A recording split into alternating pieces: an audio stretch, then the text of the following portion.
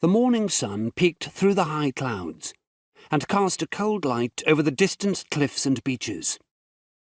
Standing on the deck of the Big Easy, the metal of the safety railing cold against my palms, and the boat rolling easily on the gentle waves, I felt a heavy dread in the pit of my stomach. I was trying to remember why I had volunteered to distribute the antivirus to the survivors on the mainland. I should run from the danger that lurked beyond those cliffs, not willingly go toward it. Any sane person would turn the boat's nose out to the open sea and give the engines full throttle until the coastline was nothing more than a bad memory. If it weren't for the fact that my brother, Joe, and my parents were alive somewhere on the mainland, I wouldn't hesitate to flee to the relative safety of the sea. But as long as there was a slim hope of finding my family, I couldn't run. I had to fight. I had to risk my life in a land infested with zombies and hybrids, until I found the people I loved. Leaving Joe and my parents to their fate was not an option.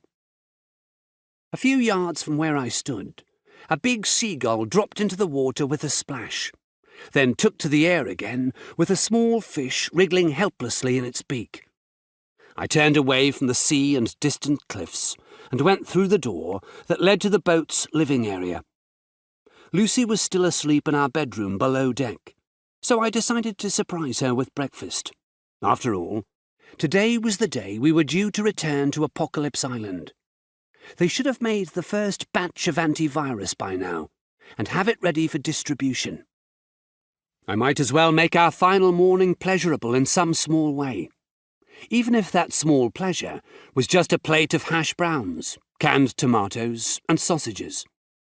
For the past 3 days, we had tried to enjoy ourselves by lounging on the deck, eating meals with Sam and Tanya, either on the Easy or the Escape, and singing along to Survivor Radio. Listening to the radio was bittersweet.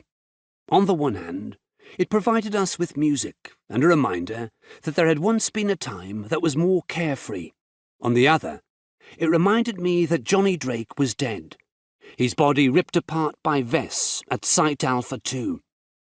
And although none of us mentioned Apocalypse Island or the job ahead of us, it seemed to hang like an unspoken secret in the air, always present and fast approaching, as the days passed too quickly.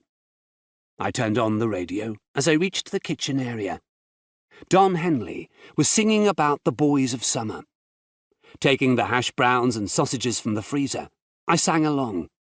I was way out of tune, but didn't care.